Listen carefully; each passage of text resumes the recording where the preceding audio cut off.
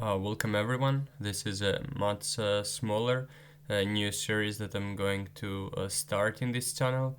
I am going to present some articles I have written during my master studies, and hopefully when I start my PhD next year and write some more papers, I will present them as well. I hope you enjoy and let me know what you think of it. Let's have a good read. The first article I wrote for a course called Anthropology of the Global South. The title of the article is Decentering the Naturalized Anthropological We, the South American Example. Amongst the social sciences, anthropology is the main scholarship associated with researching the other across the globe. Originally, ethnographers of European origins skimmed across the world in order to find particular communities and social phenomena that are suitable for analysis, applying and exercising their institutional knowledge onto the field. Of course, after a century of the official establishment of the first anthropological departments in high esteemed European universities, the scholarship has changed vastly its approaches, main theoretical frameworks, involvement in the field, and the relation of the scholars with the local population that they're interested in researching. Moreover, of great importance is the inner differentiation of the scholars themselves, as anthropology has become a globalized scholarship, sprouting from many different locales and particular socioeconomic and cultural backgrounds. It is true that as a transnational network of information were developed and global political changes took place since the middle of the last century, a series of anthropological schools were established across the globe. The period of decolonization and the formation of independent states in Africa and Latin America, together with the end of the Cold War and the democratization of Eastern Europe, are indicative examples of a fertile ground upon which the spores of anthropology were able to produce their own site-specific variations. We could therefore easily argue that nowadays the ideal conditions exist for a meaningful and impactful communication between scholars across the world, where the plurality of voices and perspectives become available and known for the further advancement of the discipline as a whole. What takes place, however, in academic and editorial circles paint a different picture. While networks of cultural and academic exchange solidify, the power relations, inclusions and exclusions, and standardizations of preferred topologies are affecting the development of the scholarship in particular ways, in a sense guiding it into specific strata. My attempt in this paper is to address this issue by referring to a series of anthropologists, originating from what we could call peripheries of knowledge production, even though I do not adopt this terminology myself. I will problematize the notion of anthropological we, questioning the academic and cultural uniformity of the ethnographers, along with their equal position in terms of opportunities for the voices to be heard. Furthermore, I will focus on the power relations between the Euro-American North and the world South, showing its complexity and historical political connotations. In order to give an example of a different anthropological viewpoint, I will turn my attention to the particular development of the Brazilian School of Anthropology and its particular emphasis on doing ethnography at home. Finally, to support the argumentation for a need of a shift in the main theoretical hegemonic paradigms, I will refer to the multi-ethnic endeavor of World Anthropologies Network, an organization with direct dialogical contact with South American scholars. We, as anthropologists, is a phrase that we are very familiar with. But what is this disciplinary we and how is it formulated? Is it a notion to be contested, and in what extent? These are central questions of Liana Chua and Nyanika Mathur, criticizing the essentially Western anthropological we. According to them, there is a clear need to disrupt the Anglophone mainstream paradigm and give voice to the various scholars across the globe by acknowledging their own contribution stemming from their own cultural and educational background.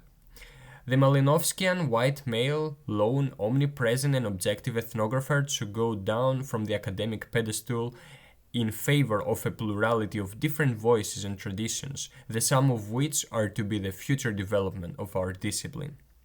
Furthermore, the ideal model of doing good anthropology while being a good anthropologist, as they argue, is a product of global inequality in terms of resources, status, cultural capital, and networking. The academic publications, the constant citations of Western scholars, and persistence to utilize solely the well-known theories produced in Euro-American institutions in reality marginalize the work of innovative ethnographers, judging the strength of their theorization simply based on their country of origins. The aim is to propagate in favor of a plurality of ethnographies by reaching across multiple anthropological spaces and traditions by making new connections and possibilities. Only by reimagining and transforming the discipline to one of open, uncontested dialogue, we can come closer to a more accurate, contemporary, and globalized we. Modernity as we know it manifested in the West, its core being the Eurocentric reasoning and values, viewing ironically as universal. Natural sciences aim to produce universal theories, having constant and objective application to the various fields. Anthropology, being a social science, is heavily dependent in the theory formation of its own scholars, enhanced with theoretical paradigms from similar disciplines. Which of the theoretical approaches and notions will prevail, therefore, rely heavily in circumstances unrelated with the core of the analysis, such as power relations in the globalized academia. What is interesting, however, is that the contemporary European modernity and thus theoretic development has solid foundations in the period of colonialism and utilization of material and work forced them from its overseas territories in order to advance economically, politically, and later on ideologically, enforcing its values and categories to the enslaved, on quotations, others. Thus, modernity could be seen as a very asymmetrical north-south collaboration. This does not mean, of course, that the rest of the world lacks processes of modernization or that they simply have to follow the Western paradigm. On the contrary, despite the fact that they are under the hegemonic influence of the West, they come to understand modernity across the globe as an expression of a multicultural and linguistic aftermath of a series of admixtures and concurrences. Furthermore, even though the so-called South seems to be advancing at a faster pace than the West, the fact that modernity and, for our case, knowledge production remains a northern concern shows the persistence of this deep-rooted ideological conceptualization. More specifically, we come across a hegemonization of a particular, relatively recent kind of knowledge, forming cultural distinctions and divisions that in return construct opposing dichotomies between civilization and barbarism, domination and dependency, metropolis and periphery. Hence, in terms of knowledge production and distribution, mainstream Eurocentric anthropology follows similar patterns of dispersion. That paternalism is so distinct, as Kroc argues, ethnographies of southern anthropologists do not appear even in the country where they were conducted. Contrary-wise, what young scholars get familiar with during their studies is the historical development of the big three anthropological traditions, namely that of Great Britain, France, and the United States. However, as the scholar argues, the anthropologies of the South should be addressed in their plurality, as a series of different schools and centers of thought that should be a player of equal importance in the overall knowledge production within the discipline of anthropology. In his approach, he avoids reproducing new distinctions, giving emphasis on a South as he acknowledges that North and South are but mental categories, which by definition cannot be distinct, since many elements of the South are in the core of the North and vice versa. Trying to set distinct boundaries irrelevant. So, my intention in the first section was to address the contradiction regarding the rhetorics about a global unity and equality in terms of public presence and scholarly significance of anthropologists around the world with the reality that has constructed a naturalized system of inequality based on the Western centers of knowledge and production, which in their turn have been formulated on accumulated economic and political hegemonies and the system of differential power relations. Hence, whilst anthropology could theoretically be viewed as a deterritorialized global imagined community, the reality of academia nowadays insists on reproducing the well-established dichotomies of the past between a center and its multiple peripheries. As I will argue in the remaining of my paper, however, efforts of many different global South scholars, again in quotation, aim not only to overturn this paradigm of inequality, but ultimately overpass it, formulating the establishing digital connections between various centers and schools without the immediate need to address the hegemonical Western institutions. While it is true that anthropology spread its wings from its Western colonial nests with the pioneer armchair anthropologists in the beginning of the last century, it would be wrong to deduce that until this day these institutions are the sole actors in anthropological knowledge production.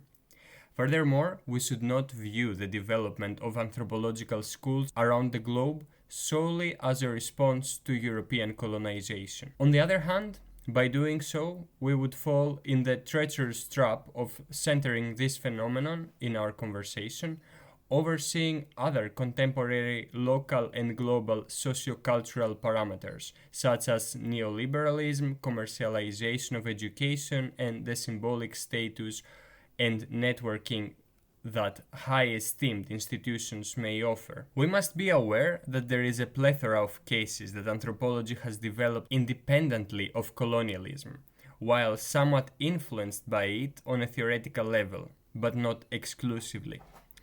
That is exactly the position of Boscovitz and Erikson in their introduction of the book Other People's Anthropologies, where they give a detailed account of many examples, such as that of Norway, Japan, Serbia, and Brazil. According to them, there is not a thing as peripheral anthropology, but many different ones, which are in a constant dialogue. They recognize, however, the objective obstacles, such as lack of funding, networking, and their language, that prevents them sometimes to have a universal outreach. The third statement is that modernization and modernity should not be equalized within the Western socioeconomic, political, and cultural imperialism in the post-colonial era.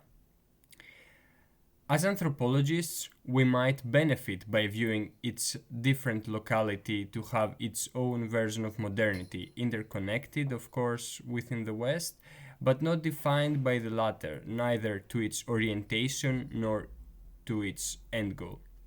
Hence, having this in mind, I agree that there is a need for a pluralistic, multi-centered discipline that can utilize different academic viewpoints originating in the particular circumstances found in various academic institutions.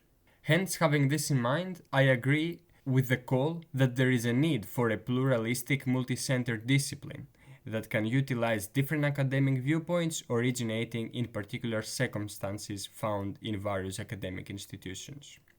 I would suggest then to overturn the metaphor that Western anthropology is the mainland, while anthropologies of the global South are but islands in an academic archipelago, where the former are oblivious of the work of the latter, while this does not apply vice versa. I think that a more suiting metaphor of the current situation is that of a meshwork, as Ingold highlights it, where each school is a knot, interconnecting an infinite series of threads across the globe. Only by viewing the established system in this way, while acknowledging the existing inequalities and mental constructions of the past that are still present, we can achieve not only interdisciplinary connections but also intradisciplinary ones. What I would like to point out is the naturalized notion that peripheral anthropologists do or should do research in their place of origin, as they are more culturally aware and attentive to the field's particularities, while they can be good informants for the foreign anthropologists interested in the particular area. I would suggest that no matter our place of origin, we should be reflective of our own positionality and involvement in each field we are doing research, without labeling ourselves or other as native anthropologists if the area of interest happen to be the place where we reside. The standardization objectifies and categorizes a big population of researchers that are viewed as the perfect insider, being oblivious of the idea that is not proximity but instead constant engagement and association with the field and the participants that allow us to get familiar with what and who we aim to better understand. Take the simple example of the anthropologist Daniel Miller, who has done extensive but not exclusive research in London, the capital of his own country where he lives and works. While typologically correct to address him as a native anthropologist, I believe it sounds a bit strange to our ears. Now, this unease to call Miller a native is rooted in the heart of our distinction, since it stems from essentialist and ontological assumptions that this adjective is best suited for third countries, unquote, whatever this broad unspecified category means. Hence, we should constantly be aware of the question of Kiran Narayan poses of how native is a native anthropologist.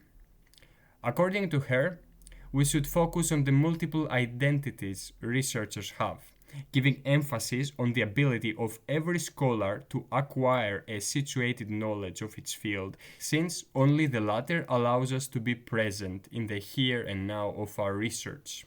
It is a well-known fact among scholars that cultures are neither ancestors of particular people nor spatially bounded and isolated from various flows and transfusions. Especially nowadays, that forces of globalization on many local and translocal social fields have established a world culture, as Ulf Hanners calls the sum of various local cultures.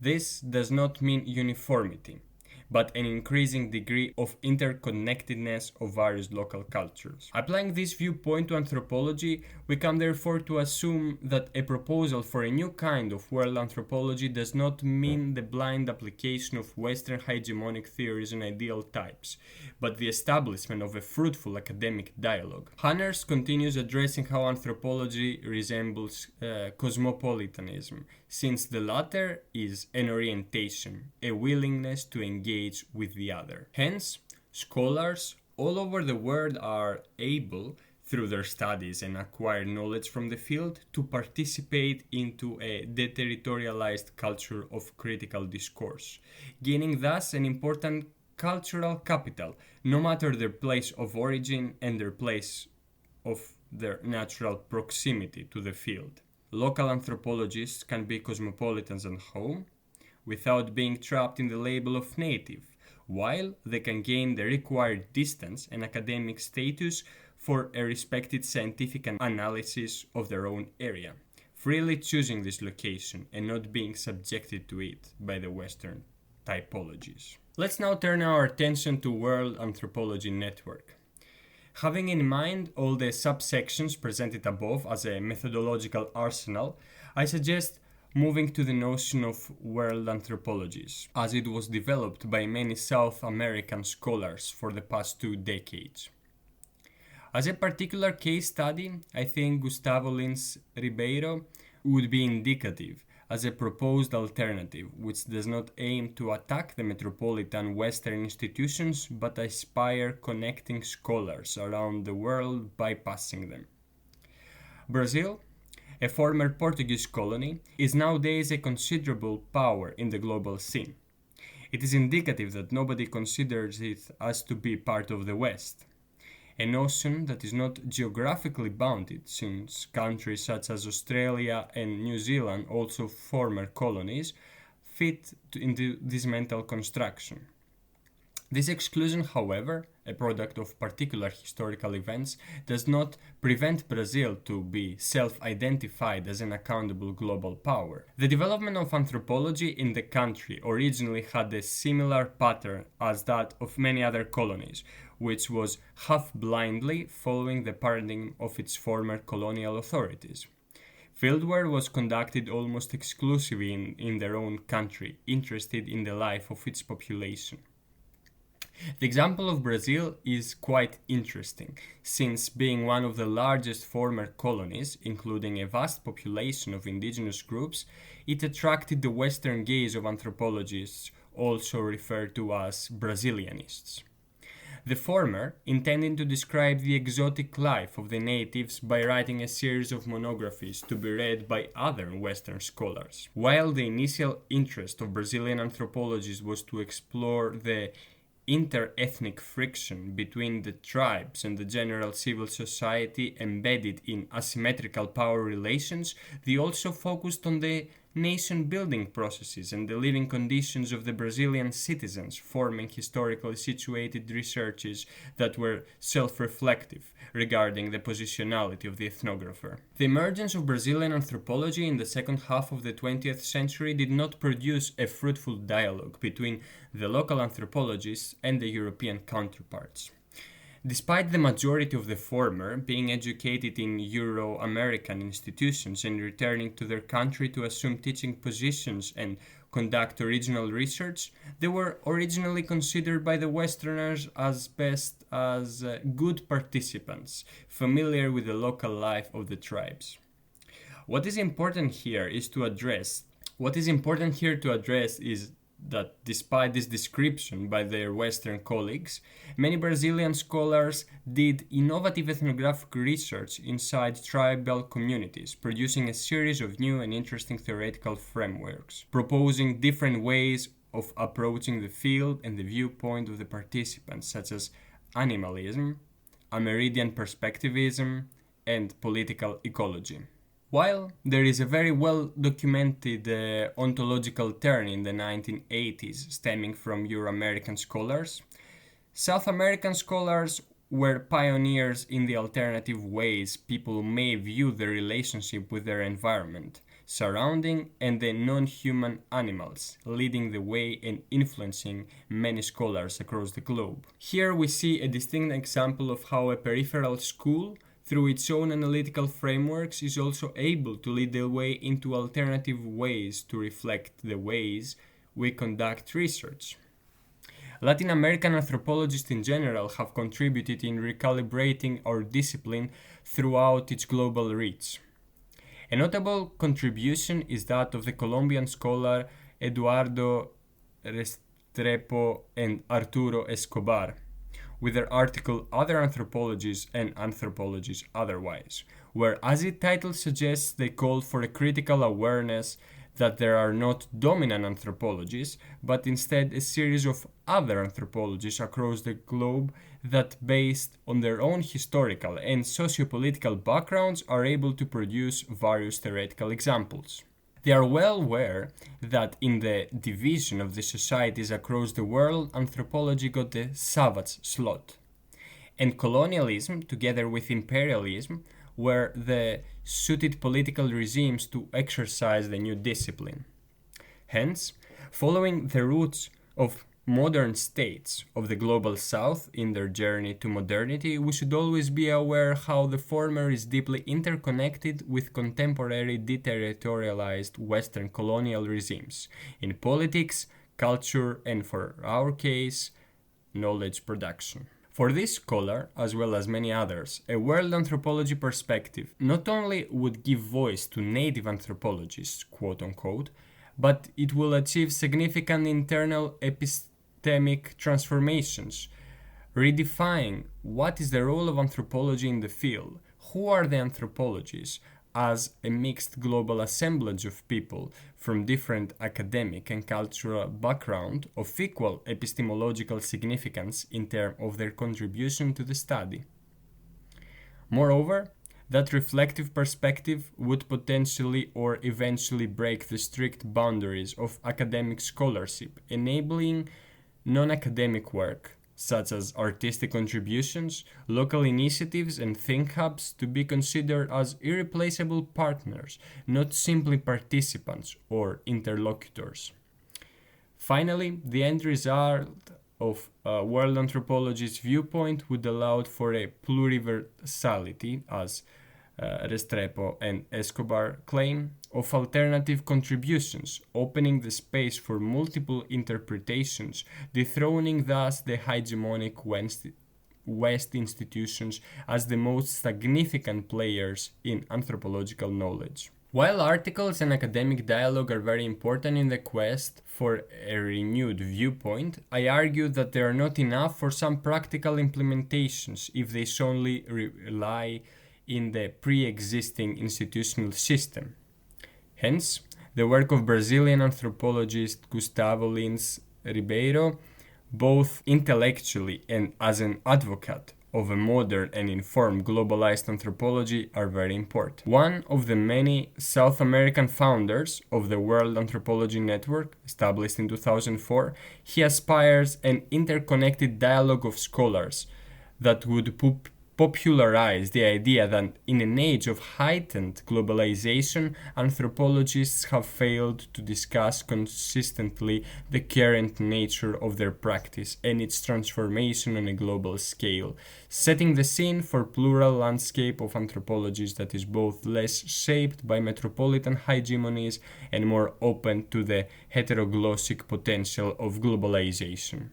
So, according to him, a world anthropologist's perspective within the subsequent networking should not be viewed as an intention of the peripheries to strike back, but the main objective is the acknowledgement of the post-colonial, neoliberal, and global power relations and asymmetric ignorance in the core of the discipline. Finally, one of the most important contributions of Ribeiro is the issue discussed in the paper, and it is the emphasis on colonialism in its current post-colonialist state, instead of capitalism, when it comes to address as to why these global inequalities are still present, going as far as characterizing humans as the colonizer animal. However, colonialism is not the sole force of pressure, since each country is subjected to a series of intertwined forces, this being the coloniality of power as former colonies, the nationality of power describing the national pressures, together with the globality of power. Ribeiro reassures us about the nature of such organizations, that is not the production of a South American multicultural agenda, but instead they aim to promote academic hybrids, incorporating various elements of the Euro-American, South American, and other schools of thought, creating thus intellectual hybrids of an interculturally informed dialogue. Hence, what Brazilian and South American in general scholars propose is not the creation of a new discipline, but the formation of vital conditions for conversation and exchange of ideas based on the hybridity of knowledge production that is able to span across the globe the various schools, disciplines, and academic affiliations. My intention in this paper was to question the naturalized view that the current anthropological practice across the globe receive the same valuation, forming an undisputed we. I devoted the first section in presenting how the contemporary hierarchical power relations, which seem to favor the Western institutional scholars, are products of very specific historical and socioeconomic circumstances, namely of colonialism and post-colonialism. The latter regime established the ontological dichotomy between the West and the rest in many levels, one being the ability to produce adequate universal knowledge, leaving the global South as mere observers of their own societies. Hence, scholars of the so-called Global South had far less opportunities to communicate their work with a broader audience due to financial and linguistic limitations, together with a lack of networking and cultural capital for the Western standards. However, these drawbacks did not prevent many anthropologists inside the blooming schools around the world to be innovative and lead the way into many different methodological, analytical, and practical advancements, such as the ones presented in the article by South American scholars. An interesting approach in dissolving the notion of the anthropological other is not by refuting to acknowledge its existence, but instead of conceptualizing it as an inferior, foreign, awkward.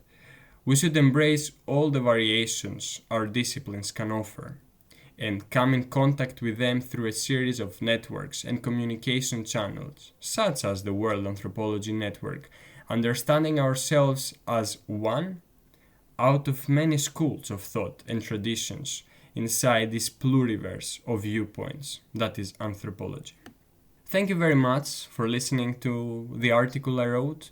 I hope you found it interesting. If you're interested, I could read some of the other articles I wrote for my studies, and I would be very delighted to discuss with you this topic and many more in the comment section. Thank you, everyone. Have a good evening. Goodbye.